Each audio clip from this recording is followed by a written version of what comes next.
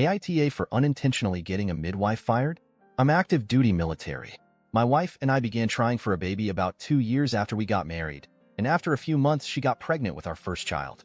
About 6 weeks after she found out, I was deployed for a 6-month stint.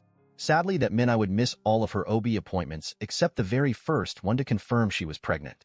Early in her pregnancy, she decided using a midwife would give her a better birth experience, and I was totally on board because she's the one giving birth and I wanted her to feel 100% confident in the people assisting.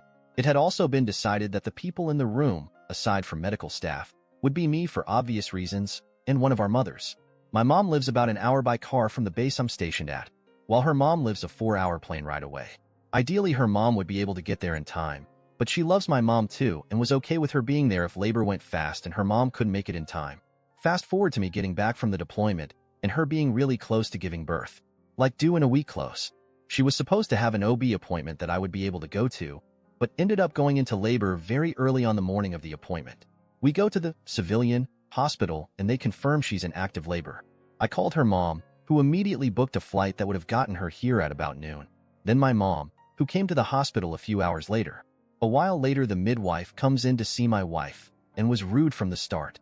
My wife told her I was back from deployment and she calmed down a little, but was still clearly not happy I was in the room. Especially once I started cracking jokes to try to distract my wife from the pain of the contractions. Then the midwife glared at me and told me to take this seriously and have respect for my wife while she's in pain. I thought her hostility was weird, but was more focused on my wife and doing all I could to support her. As it got closer to noon, my wife was almost 9 centimeters dilated, and so I decided not to go pick up her mom from the airport and had her take a cab instead, so I wouldn't have to leave for over an hour to drive to the airport. When her mom did get to the hospital, I left the L&D floor briefly to go downstairs and pay the cab driver so her mom wouldn't need to. As the cab is pulling up, I got a call from my mom telling me the OB and midwife were there and the baby was coming fast. Of course, I rushed back up there after tossing some cash to the cab driver, so her mom and I could be there for the birth. When I got back to the L&D floor, my mom was in the waiting room since she had to step out to make the phone call and also knew she would be waiting outside.